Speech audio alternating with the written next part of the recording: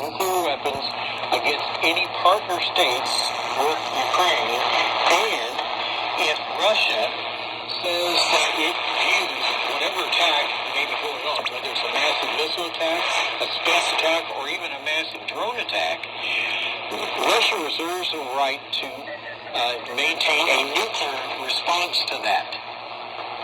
And that makes it very clear. And the third thing, of course, is that the nuclear umbrella now also encompasses Belarus as well. As we referred to you yesterday, Mr. Lukashenko has announced that Belarus is preparing for all-out war with NATO. So we're about to see a major escalation of things take place here. Should Russia go ahead and use and reserve its right to use nuclear weapons in this current conflict with Ukraine? Now, President Vladimir Zelensky is in the United States this week, shopping around for more money, which Joe Biden has already promised him, shopping around for more ammunition, which he got approval from Governor Josh Shapiro up in Pennsylvania while they were signing missiles at the rocket factory up there. That Biden, And then he's he's going to, getting everybody he spoke excited. to the United Nations Never had problems with Russia until that son of a bitch got in office. is about 100 member countries sat It's out his terrible. speech It is terrible. at the United Nations earlier. Anyways, welcome to the Ham Jam Radio. We're just playing with my against Ukraine and WSDR here. Zelensky, people And getting we're tired of just the war, experimenting with it. and now Russia has Just starting to learn how to use this little gadget. the one individual, of course, that always has an opinion. Hello to all my followers, YouTubers, and friends, and whatnot, and all I like. All I like. And he had this response anybody that stumbles on this, give me a thumbs up and a like and a comment. I love the comments. And we've all been waiting for. Russia's president has outlined approaches to updating our country's nuclear doctrine. The main changes are as follows. It goes on to outline aggression against Russia by a non-nuclear state, but with the support or participation of a nuclear-armed country, will be considered a joint attack. And it is clear to everyone which countries we're talking about.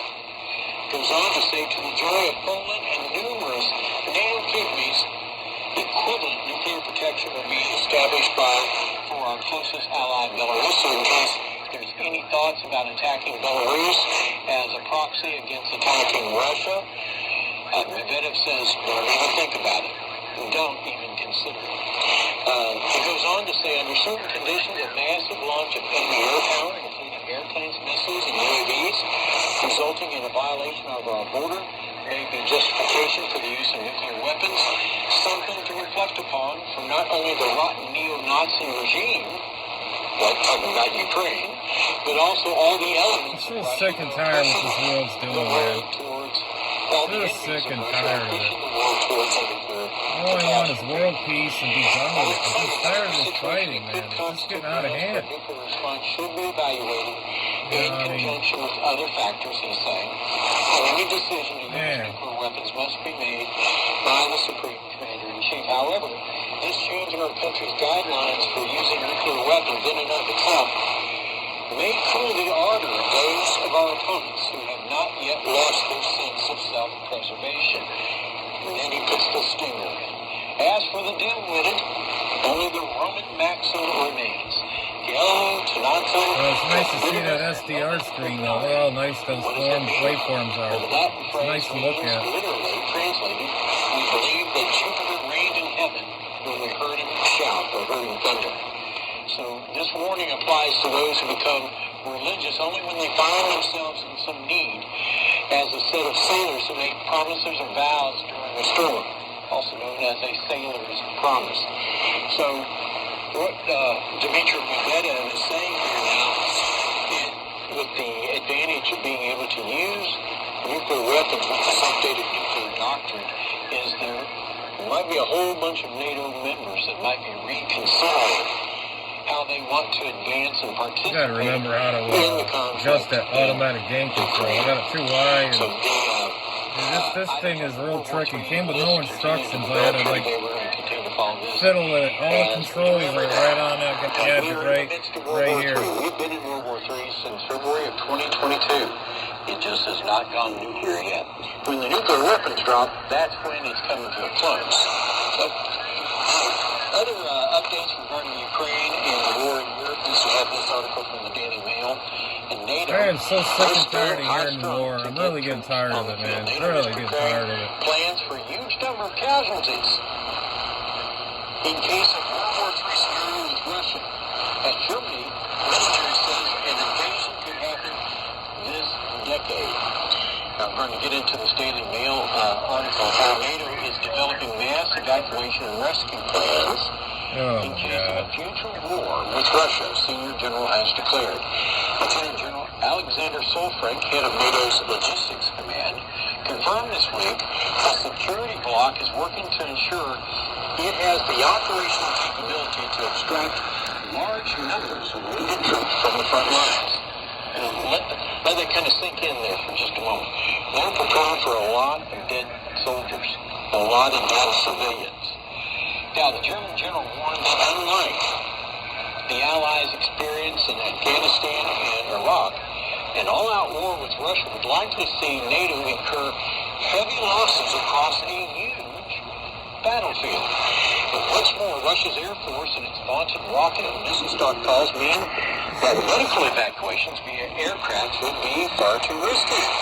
A factor that could force NATO's troops to operate hospital trains to extract the wounded in mass. The challenge will be to swiftly ensure high-quality care for, in the worst case, a great number of wounded, he said. So, for example, the German military says it expects Russia to be able to attack a NATO country as soon as 2029. I want to share with you the map that the Daily Mail had published here late yesterday about a possible scenario for how NATO can prepare for a Russian attack.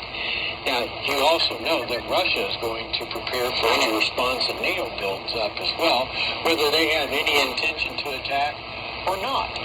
So you see here on the NATO side of things, they're improving aerial defenses, increasing supply of long-range weapons from France and Germany, preparing armies and populations for war. That's the propaganda side of things. Preparing logistics of mass casualty evacuations, strengthening defenses along the Eastern Front. Can you believe we're talking about the Eastern Front again?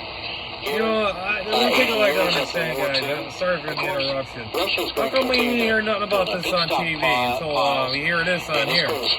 All you hear is the same crap on the TV about that Amelia bullshit and then whatever else. We don't hear this on TV or anything else, but only here. Why? Where do you get this news from? A crystal ball? We are going to have to activate hundreds of thousands of buses to evacuate the wounded and the dead. One of these days, I'm going to do a review on this. This is a clone. I forget what the other model is, but this is the clone. I forget the name of it. It's too small. I can't read that. To take a great number of wounded to medical institutions or installations needs to be considered, which includes trains, but potentially also buses. They're looking to activate the bus lines, folks, to haul out the amount of dead that are going to be coming out of Europe. Anyways, we'll do a review of this. I'm just experimenting with this today. I just got it running. Let's shift our focus from Europe to the Asia-Pacific region, which... And I got to remember how to turn that automatic gain control down. I hit it somehow, and there's nothing... no instructions on it. I got to go onto YouTube and see the controls on this thing. I like to set the time and date, and as you can see, it's not for the first time. This is according to reports in Japanese media. The JS Sazanami, a naval destroyer, passed through the strait from north to south on Wednesday, accompanied by ships from Australia and New Zealand.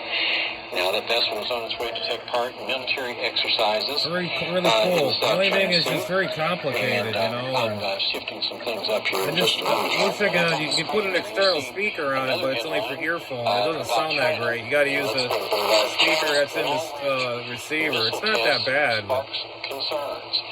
And so China here this week has been testing long-range missiles in South China Sea and making more presence known.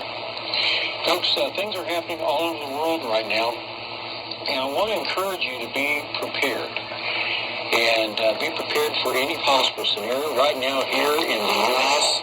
And here in Florida specifically, out in the Gulf waters, we have Hurricane Helene that is on its way turning up and will possibly make landfall in the panhandle of Florida later on today. Yeah, we're getting some wind right now from that hurricane. I noticed my antenna goes on and off when I'm got this SDR on today. Most of the people in the panhandle and on the Gulf side of Florida. But you make preparation before the storm comes. That's the idea. You make preparation before the storm arrives. And one way to be prepared is to stock up on whatever you need from American Reserves. Now, oh, here we go. Now we're going to talk about the hurricane and all whatnot. Now they're going to advertise Rick Wells and crap. And I encourage you to stock up on those things. But American Reserves. Well, we're in a tragic war, World War III, and when we're going through hurricanes, buy from America Reserves. Oh, screw you, buddy. You and Rick Wells can go to hell. Bunch of phonies. You really can't do anything unless you have. I get really mad at these guys. Available to you. This is Doc. I guess Rick Wells is on vacation, so probably playing with his, you know what. And check out the latest features that we have on water filters, all different kinds. Oh yeah. Get some water filters after the nuclear attack. It's safe to drink the water. Yeah. Whatever the emergency might be. I'm just kidding, guys. I'm not being serious right now. I'm just kidding. This is how stupid this is. They're durable. They're reliable. They are also extremely easy to use, so you don't have to have a physics degree in order to filter water. We have this message from American Reserve. We'll be right back.